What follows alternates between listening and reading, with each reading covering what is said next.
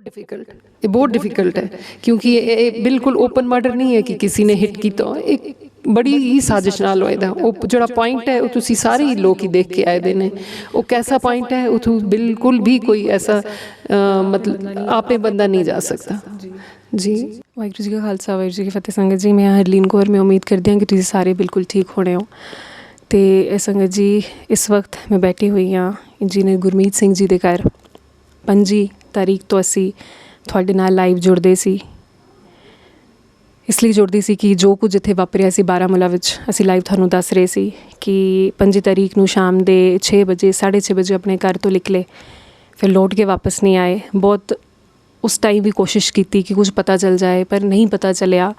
ਫਿਰ ਕੁਝ ਦਿਨਾਂ ਬਾਅਦ ਸਾਹਮਣੇ ਆਉਂਦਾ ਹੈ ਕਿ ਉਹਨਾਂ ਦੀ ਜੋ ਬੋਡੀ ਹੈ ਉਹ ਸਾਨੂੰ ਜੇਲਮ ਤੋਂ ਮਿਲਦੀ ਹੈ। ਅਤੇ ਕਿਸੇ ਨੇ ਵੀ ਇਹ ਐਕਸਪੈਕਟ ਨਹੀਂ ਕੀਤਾ ਸੀ ਕਿ ਇਹੋ ਜਿਹੀ ਨਿਊਜ਼ ਸਾਡੇ ਕੋਲ ਆਏਗੀ।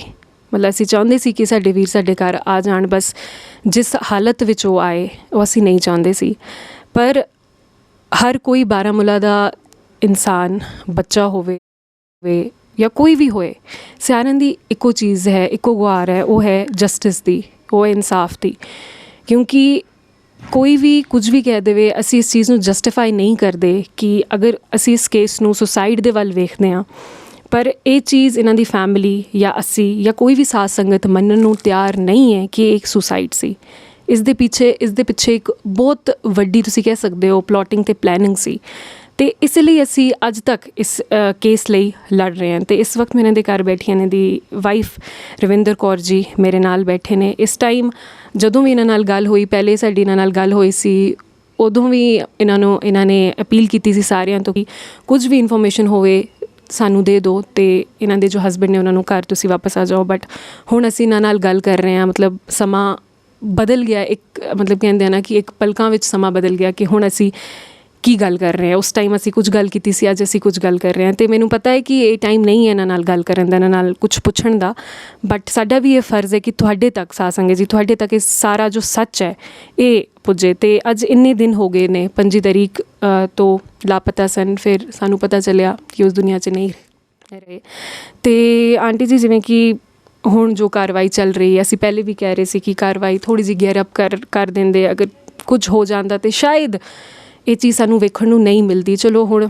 ਜੋ ਹੋ ਗਿਆ ਅਸੀਂ ਉਸਨੂੰ ਬਦਲ ਤਾਂ ਨਹੀਂ ਸਕਦੇ, ਬਟ ਜੋ ਅੱਗੇ ਹੋਏਗਾ ਸ਼ਾਇਦ ਅਸੀਂ ਉਸਨੂੰ ਬਦਲ ਸਕਦੇ ਹਾਂ। ਤਾਂ ਹੀ ਅਸੀਂ ਅੱਜ ਵੀ ਇਹ ਲੜਾਈ ਲੜ ਰਹੇ ਹਾਂ। ਅਤੇ ਮੈਂ ਤੁਹਾਡੇ ਕੋਲੋਂ ਜਾਣਨਾ ਚਾਹੁੰਦੀ ਹਾਂ ਕਿ ਕੀ ਕੁਝ ਹੋਇਆ। ਜਿਵੇਂ ਕਿ ਅਸੀਂ ਜਾਣਦੇ ਹਾਂ ਕਿ ਕ੍ਰਾਈਮ ਬ੍ਰਾਂਚ ਜੋ ਕੇਸ ਹੈ ਉਹ ਸ਼ਿਫਟ ਹੋਇਆ, ਅਤੇ ਹੁਣ ਕੀ ਕੁਝ ਤੁਹਾਨੂੰ ਕੁਝ ਲੱਗ ਰਿਹਾ ਹੈ ਕਿ ਕੇਸ 'ਚ ਗੇਅਰ ਅਪ ਹੋ ਰਿਹਾ ਹੈ? ਤੁਹਾਨੂੰ ਕੁਝ ਮਤਲਬ ਉਮੀਦ ਤੁਹਾਨੂੰ ਲੱਗ ਰਹੀ ਹੈ ਕਿ ਸ਼ਾਇਦ ਤੁਹਾਨੂੰ, ਤੁਹਾਡੇ ਹਸਬੈਂਡ ਨੂੰ, ਸਾਨੂੰ ਇਨਸਾਫ ਮਿਲੇਗਾ? ਜੀ ਹਾਂ, ਜੋ ਕੇਸ ਸੀ ਹੁਣ ਉਹ ਕ੍ਰਾਈਮ ਬ੍ਰਾਂਚ ਨੂੰ ਚਲਾ ਗਿਆ, ਅਤੇ ਅਜੇ ਉਹ ਬੜੇ ਮਾਈਨਿਊਟ ਡਿਟੇਲਸ ਵਿੱਚ ਜਾ ਰਹੇ ਨੇ। ਅਜੇ ਫੋਨਸ ਜਾਂ ਆਫਿਸ ਵਗੈਰਾ ਉਹਨਾਂ ਦੇ ਡਿਪਾਰਟਮੈਂਟ ਵਿੱਚ ਹੀ ਜਾ ਕੇ ਚੈੱਕ ਕਰ ਰਹੇ ਨੇ। ਨਾਲੇ ਉਹ ਫੈਮਿਲੀ ਦਾ ਵੀ ਉਹ ਦੇਖ ਰਹੇ ਨੇ ਕਿ ਬਈ ਕੋਈ ਐਸਾ ਤਾਂ ਨਹੀਂ ਸੀ, ਜੋ ਕਿ ਸੱਚ ਨਹੀਂ ਹੈ।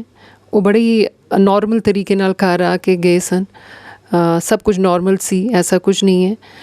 ਮੇਰੇ ਤਾਂ ਬੱਚੇ ਜੋ ਹਨ ਉਹ ਅਜੇ ਵੀ ਮਤਲਬ ਇਸ ਗੱਲ ਨੂੰ ਮੰਨਣ ਨੂੰ ਤਿਆਰ ਨਹੀਂ ਨੇ ਕਿ ਉਹਨਾਂ ਦੇ ਪਾਪਾ ਨਹੀਂ ਨੇ। ਉਹ ਅਜੇ ਤੱਕ ਉਹਨਾਂ ਨੇ ਆਪਣੇ ਫਰੈਂਡਸ ਜਾਂ ਕਾਲਜ ਵਿੱਚ ਅਜੇ ਤੱਕ ਨਹੀਂ ਦੱਸਿਆ ਸੀ ਕਿ ਹੀ ਇਜ਼ ਨੋ ਮੋਰ। ਅਤੇ ਤੁਸੀਂ ਦੱਸ ਹੀ ਸਕਦੇ ਹੋ ਕਿ ਬਈ ਅਸੀਂ ਇੱਕ ਨੋਰਮਲ ਇਨਸਾਨ ਉੱਠ ਕੇ ਚਲਾ ਜਾਏ ਅਤੇ ਤੁਹਾਡੇ 'ਤੇ ਕੀ ਬੀਤਦੀ ਹੈ। ਇਹ ਬਲਾਈਂਡ ਮਰਡਰ ਹੈ ਜੀ, ਬਿਲਕੁਲ। ਇਸ ਵਿੱਚ ਤੁਹਾਨੂੰ ਬਹੁਤ ਟਾਈਮ ਲੱਗੇਗਾ। ਇਹ ਸਭ ਕੁਛ ਮਤਲਬ ਇਨਵੈਸਟੀਗੇਸ਼ਨ ਜੋ ਹੈ ਡਿਟੇਲ ਵਿੱਚ ਜਾ ਕੇ ਤੁਹਾਨੂੰ ਇਸ ਚੀਜ਼ ਦਾ ਉਹਨਾਂ ਨੂੰ ਪਤਾ ਚੱਲੇਗਾ ਕਿ ਇਹ ਹੈ ਕਿ ਇਹ ਇਸ ਤਰ੍ਹਾਂ ਦਾ ਮਰਡਰ ਹੋਏਦਾ ਕਿ ਉਹਨਾਂ ਨੇ ਆਪਣੇ ਕੋਈ ਸਬੂਤ ਹੀ ਨਹੀਂ ਛੱਡੇ ਦੇ। ਤਾਂ ਅਸੀਂ ਰਿਕੁਐਸਟ ਕਰਾਂਗੇ ਪੂਰੀ ਐਡਮਿਨਿਸਟ੍ਰੇਸ਼ਨ ਨੂੰ ਕਿ ਵੀ ਇਸ ਜਲਦ ਤੋਂ ਜਲਦ ਟਾਈਮ ਬਾਉਂਡ ਹੋਣਾ ਚਾਹੀਦਾ। ਜੋ ਵੀ ਇਨਵੈਸਟੀਗੇਸ਼ਨ ਹੋ ਉਹ ਟਾਈਮ ਬਾਉਂਡ ਹੋਏ ਕਿ ਜਲਦੀ ਤੋਂ ਜਲਦੀ ਇਹ ਪਤਾ ਚੱਲ ਜਾਏ।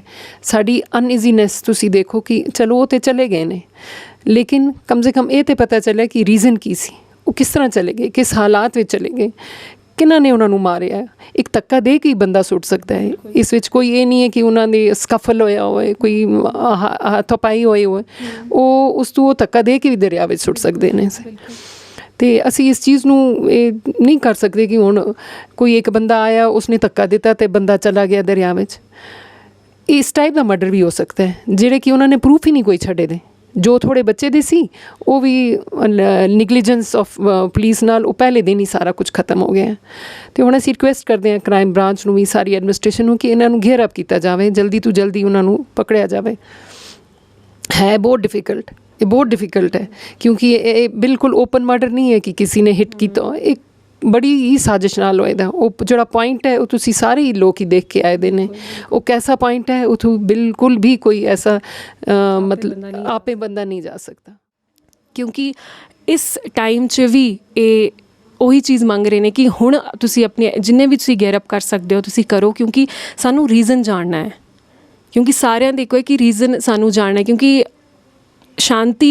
ਮੈਂ ਸ਼ਾਂਤੀ ਵੀ ਨਹੀਂ ਕਹਿ ਸਕਦੀ ਇਸ ਚੀਜ਼ ਨੂੰ, ਬਟ ਫਿਰ ਵੀ ਥੋੜ੍ਹਾ ਜਿਹਾ ਤਾਂ ਦਿਲ 'ਤੇ ਹੋਏਗਾ ਕਿ ਨਹੀਂ ਕੁਝ ਤਾਂ ਸਾਨੂੰ ਪਤਾ ਚੱਲੇ। ਅਗਰ ਇਹ ਕੇਸ ਇੱਦਾਂ ਹੀ ਬੰਦ ਹੋ ਗਿਆ ਤਾਂ ਮੈਨੂੰ ਲੱਗਦਾ ਹੈ ਕਿ ਨਹੀਂ, ਸਾਰੀ ਉਮਰ ਇਹ ਪਰਿਵਾਰ ਇਹ ਚੀਜ਼ ਸਫਰ ਕਰਦਾ ਰਹੇਗਾ। ਇਹਨਾਂ ਦੇ ਬੱਚਿਆਂ ਨੂੰ ਵੀ ਉਹ ਕਲੈਰੀਫਿਕੇਸ਼ਨ ਹੋਣੀ ਚਾਹੀਦੀ ਕਿ ਸਾਡੇ ਪਿਓ ਨਾਲ ਹੋਇਆ ਕੀ। ਅਤੇ ਸਾਡੇ ਚੈਨਲ ਦੇ ਰਾਹੀਂ ਮੈਂ ਤੁਹਾਡੇ ਸਾਰਿਆਂ ਤੋਂ ਇਹ ਅਪੀਲ ਕਰਦੀ ਹਾਂ, ਜਿੰਨਾ ਕੁ ਹੋ ਸਕੇ ਤੁਸੀਂ ਇਸ ਚੀਜ਼ ਨੂੰ ਸ਼ੇਅਰ ਕਰੋ, ਤੁਸੀਂ ਦੱਸੋ ਜਿੱਥੇ ਵੀ ਤੁਹਾਡੀ ਪਹੁੰਚ ਹੈ, ਤੁਸੀਂ ਇਸ ਚੀਜ਼ ਨੂੰ ਦੱਸੋ ਕਿ ਨਹੀਂ ਸਾਨੂੰ ਸੱਚ ਸੁਣਨਾ ਹੈ, ਕਿਉਂਕਿ ਸਾਡਾ ਹੱਕ ਹੈ ਸੱਚ ਸੁਣਨਾ।